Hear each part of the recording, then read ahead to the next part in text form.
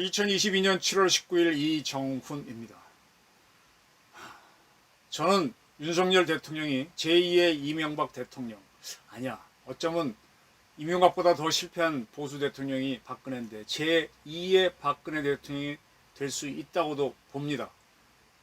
오늘의 제목은 윤석열은 어떤 루트로 제2의 이명박이 될까? 참 슬픈 제목이죠. 좌파의 우파 무력화 전술을 분석하겠습니다. 그리고 저는 그 대안으로 안보실을 활용하라라는 방안을 제시하겠습니다. 지금 대우조선 사태를 제가 분석해 드렸는데, 대우조선 하청업체가 파업을 시작한 한 50여일 전이 윤석열 지지율이 하락한 시점하고 거의 겹쳐질 겁니다.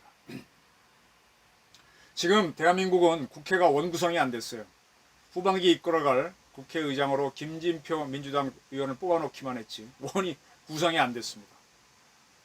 그러면 새 정부가 들어서서 자기네가 공약으로 내세웠던 많은 것들을 입법화해가지고 새로운 정책을 펼쳐야 되는데 아무것도 못하죠. 왜 이럴까? 제가 굉장히 의심이 많은 차원에서 한번 상상을 해봤습니다. 오는 8월이면 지금 7월 며칠이요? 다 됐네? 다음 달이네? 8월이면 검수완박법이 시행이 됩니다. 검찰은 상당 부분 수사를 못하게 되고 경찰의 권한이 강화됩니다. 검찰이 힘을 잃으면 검사 출신 윤석열 대통령도 힘이 없을 거로 보입니다. 저는 민주당 측에서 지금 국회를 안 열어주니까 지금 경찰국을 만들고 이렇게 하는 거는 자기들 또 골을 허용하고 있어요. 그러나 한 골 한 골 작은 골은 먹지만 크게 이기는 거는 8월 달에 검수완박법 시행이니까 그걸 기다리고 있다. 그래서 국회를 구성 안 해준다라고 그렇게 의심을 해봅니다. 근데 지금 뭐 민주당이 응하지 않으니까 윤석열 정부도 멍하니 있다가 이러고 있다가 이제 겨우 경찰국 하나 설치하는데 그것도 경찰청에서 상당히 반대하는 형태로 설치하게 되면 앞으로 닥쳐올 위기에 경찰이 움직이지 않고 그러면 상당히 위기를 맞겠죠. 지금 멍청하게 있다가 윤석열 정부는 이명박 꼴이 난다. 그걸 이야기하고 싶은 겁니다. 이명박 정부가 2007년 12월 대선서에 이어서 2008년 2월 말에 출범했을 겁니다. 그리고 한 달 반 지난 시점에서 미국과 쇠고기 수입을 재개 합의를 합니다. 이 한미 FTA는 노무현 정부에서 맺었잖아요. 그래서 이제 미국산 쇠고기 수입 문제가 그때부터 열렸는데 노무현 정부 초기인 2003년 이 미국산 쇠고기 수입하다가 미국에서 광우병이 돌았다는 이유로 우리가 중단을 했었습니다. 근데 미국은 자기네 농산물 수출해야 사니까. 그래서 2006년 7년 중에 다시 협상을 하다가 이명박 정부가 출범하니까 전면 개방을 했죠. 전면 개방을 했습니다. 그러니까 촛불 시위가 나오기 시작합니다. 젊은 여성들, 아기 있는 여성들이 아기들을 유모차에 태우고 나와서 우리 아기한테 광우병 있는 소고기 먹일 수 없다, 뭐 먹일 수 없다 들고 나오면서 국민의 신금을 울리는 시위를 하게 되죠. 그리고 이제 미국에서 광우병 돈 사진 나오노소인데 그걸 광우병소라고 막 우기면서 그런 보도들이 터져 나오면서 아이고 이게 우리 국민 죽인다고 하는 게 똑같아요.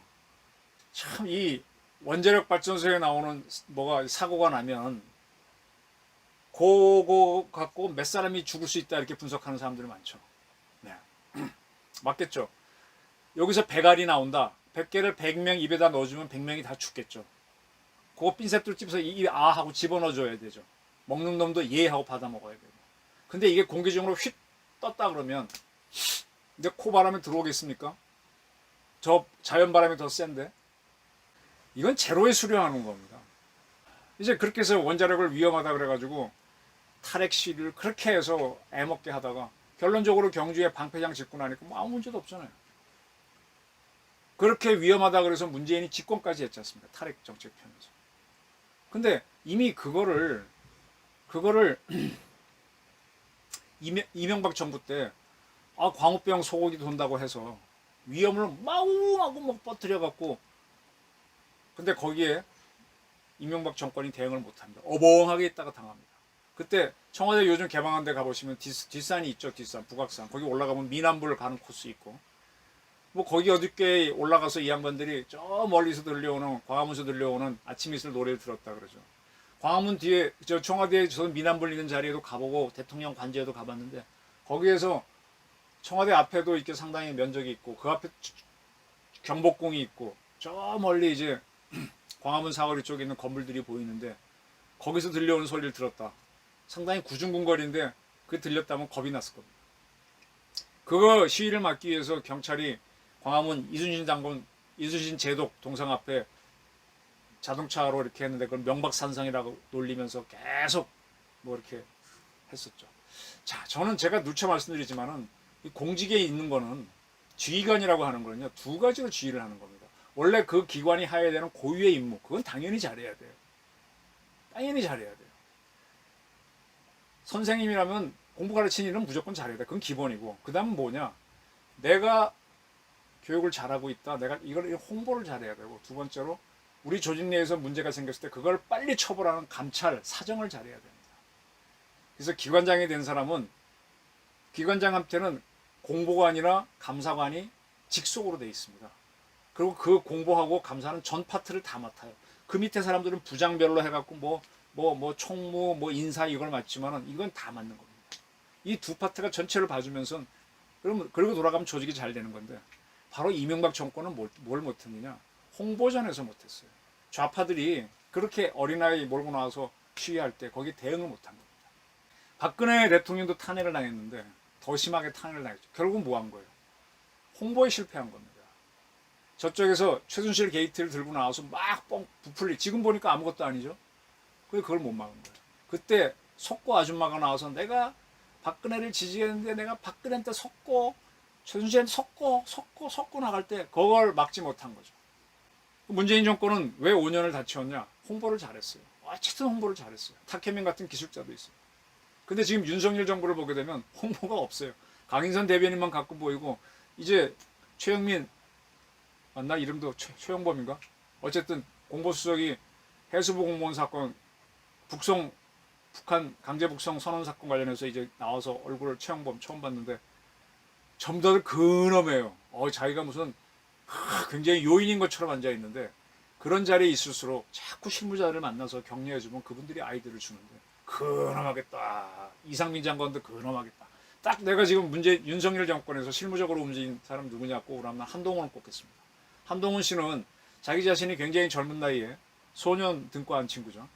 그리고 50도 안 돼서 장관이 되고 법무부가 시끄러웠으니까 지금 빨리 검찰 인사를 하면서 하면서 실무적으로 움직였습니다. 한동훈 장관 제하고 보면 전부 다들 근엄하게 앉아있어요. 이거 망조로 가는 길입니다. 윤석열 지지율 떨어지는 거 다 이유가 있습니다.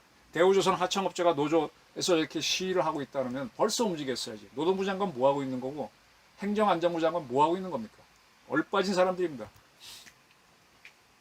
자, 이명박은 이때 좌우병 시위로 한 방 먹은 다음에, 그 다음에 그가 역점을 들여 했던 한반도 대운하 산업을 못 밀어붙이죠. 그래서 4대강의 보호를 만드는 걸로 겨우 끝냅니다. 한반도 대운하를 만들었으면은 저는 지금 훨씬 더 경제가 좋았을 거라고 봅니다. 제가 그 개념을 좀 알아요. 그 입안을 하신 분이 연세대학교 토목과의 교수셨는데, 이름은 나중에 밝힐게요. 그 내륙 경제를 살리기 위해서 한 건데, 그건 무슨 자연 환경 어쩌고 하는 것 때문에 한 방에 날아갑니다. 그 여기에 촛불 시위로 자신을 잃으니까 못 나가는 겁니다. 그리고 결정적으로 2010년에 천안함을 당합니다. 천안함은 워낙 물속에서 이루어졌기 때문에 누가 했는지 범인 찾는데 시간이 걸리죠. 근데 이럴 때 빨리 북한이라고 단정 지고 북한 때렸으면은요, 분위기 바뀝니다. 그 누가 범인인지 찾겠다라는데 시간 다 보내죠. 저는 천안함 백서를 이 정부에서 만들 때 저 그 자문위원으로 들어가서 마지막 검토해서 이거 이상하다는 거 한 100여 개 질의를 했었습니다. 그래 놓고도 확인하고도 못 들어. 확인하니까 또 아니다는 쪽들이 또 좌파들이 나오잖아요. 계속 발목 잡히는 거예요. 연편도 포격 때는 더 확실하게 북한이 한 건데도 그때 대응을 못해요. 하자 그랬더니 뭐 어쩌고 저쩌고 말들이 많고, 계속 자신감 없는 쪽으로 가다가, 그래서 다행인 건 정권 재창출을 해서 박근혜가 대통령이 됐는데, 박근혜는 더 버벅거렸죠. 왜? 좌파들이 계속 하니까 세월호 때 골로 갑니다. 결정적인 이게 뭐냐면 잘 보셔야 되는데, 자, 제가 누차 얘기합니다. 이 군을 잘하는 군지휘관, 경찰을 잘하는 경찰지휘관은 결정적인 아주 무리한 수를 써야 되는데, 그 두 기관은 무리한 때를 대비해서 만든 건데, 그걸 쓰게 되면 자기 부대원들이 희생되니까 부대원들이 안 가려고 그러죠. 그 정서를 받아들인 순간에 국가는 무너지는 겁니다. 때문에 이 통수권을 가진 사람은 강제를 시켜야 되는데 그게 쉽지가 않아요. 군주시대 때는 누구를 시키느냐, 문관을 통해서. 그게 윤관이나 강감찬 이런 사람이 되는 거죠. 나중에 그분들은 장군으로 부르지만 원래는 무관 출신입니다. 아닙니다. 강제를 하는, 악역을 하는 사람이 있었던 거죠. 그러면 이 민주공화국에서는 누가 그런 역할을 하느냐? 대한민국에서는 지금까지 해왔던 그 기관이 국가정보원, 국가안전기획부, 중앙정보부였습니다. 대통령 차원에서 전체를 다 보면서 각 기관들이 안 움직이면 안 해? 하고 막 강제를 했습니다. 강제할 수 있던 권한은 뭐 때문이냐? 보안감사권이 끄였을 거예요. 그 각 기관을 보안 시스템을 점검하고 감사할 수 있기 때문에 그걸로 조지면 다 움직입니다. 대통령 통수권을 호가호위하면서 움직인 거죠. 그러니까 강제로 끌려가는 사람들은 자기가 똥바가지 뒤집을 수 있으니까요. 근데 질질 끌려가는 겁니다. 그래놓고 되면은 국정원이 이제 빛이 나니까 저쪽 기관 또 불만이 있고 뭐 그렇게 되는 거였죠. 군주 시절에는 윤관이나 강감찬 또는 뭐 김춘추 같은 그런 문관들이 했던 거. 세월호 때는 뭐였느냐? 계속 문재인 정권 같은 이런 사람들이, 좌파들이 그거를 알기 때문에 국정원이 국내 정치에 개입하지 말라고 계속 시비를 겁니다. 세월호 때도, 그때도 해경하고 해군이 누가 대응하느냐? 해경이 대응해야 되는데 여기 능력이 없고 해군은 능력이 있는데 여기 지휘를 안 받는 거고, 이럴 때 강제로 막 야씨 해 안 하면 너 골로 가, 이렇게 하는 악역을 맡아야 되는데 국정원이 안 했죠. 그걸 못하게 자꾸 야당이 시비를 거니까. 그러니까 대통령도 상황이 어떻게 빨리빨리 정리가 안 되니까 갔다가 뭐 유민이 아빠인가가 막 욕할 때 고스란히 당하고 놀래서 눈이 동그래지고, 그때도 어느 누구도 공무원 하나 현장 정리하는 사람 없었고 골로 가는 거죠. 위기 대응 못하는 거죠. 근데 이런 현상이 윤석열 정부에서도 이미 보이고 있다는 겁니다. 지금 대우조선 사태가 그런 케이스고, 지금 국정원은요 아예 국내 활동을 못하게 했습니다. 그러니까 더군다나 아무것도 없습니다. 아무것도 없어요. 근데 홍보도 못해요. 홍보도 못해요. 그런 감사 기능을 하기 위해서는 청와대에 민정수석이 있어서 그것도 없애버렸어요. 그래놓고 지금 다급하니까 경찰을 지휘하기 위해서 행정안전부에 경찰국을 만들고 그러고 있긴 하지만, 조만간 검수완박법이 시행되고 뭐 하면 검찰은 힘이 없어질 거고 경찰은 반발할 거고 어떻게 할 것이냐 이겁니다. 전 윤석열 정부가 탄핵당하는 것까지도 염두에, 이미 심리적인 탄핵을 당했다고 중앙일보까지가 보도를 했습니다. 너무 지지율이 떨어지니까. 저희 대안은 이겁니다. 대통령한테는 굉장히 좋은 참모가 조직이 있어요. 그게 뭐냐? 국가안보실입니다. 국가안보실에는 안보 문제를 다루고 위기 문제를 다루는 차장들이 있고 또 위기관리실도 있거든요. 그리고 대통령이 통수권을 사용할 수도 있죠. 이제 문재인 정권은 국가안보실이 너무 사용해서 북송하는 데 막 개입해서 이제 앞으로 문제가 되겠지만, 국가안보실이 그 악역을 맡아줘야죠. 김성한 실장이라든지 김태호 실장, 또 누구야? 군 출신 누구? 이런 사람들. 그 대통령은 거기서 안 해주면은 할 때 국정원은 안 돼. 총리는 안 해. 할 수가 없어. 정부부처는 안 움직여. 자기 몸살이요. 강제로 움직여야 되는데 국정원, 경찰도 못해요. 검찰도 못해요. 검찰 기능 죽었어. 경찰은 원래 기능 없어. 뭐 어떻게 합니까? 청와대가 움직였는데 청와대에 딸리는 게 이거 하나밖에 없거든요. 문재인도 강제 북송하고 해수부 공무원 사건 다닐 때 각 부처들은 벌써 몸살이고 이건 안 된다는 거 알고 안 하니까 거기서 움직였잖아요. 북한 선언 강제 북송할 때 경찰청 특공대 동원하는 것도 안보실이었고, 이제는 방법이 없습니다. 국가안보실을 활용해라. 국가안보실을, 거기도 또 근엄하게 앉아 있는 사람들이 너무 많아서 문제인데 실무적으로 뛰어야 됩니다.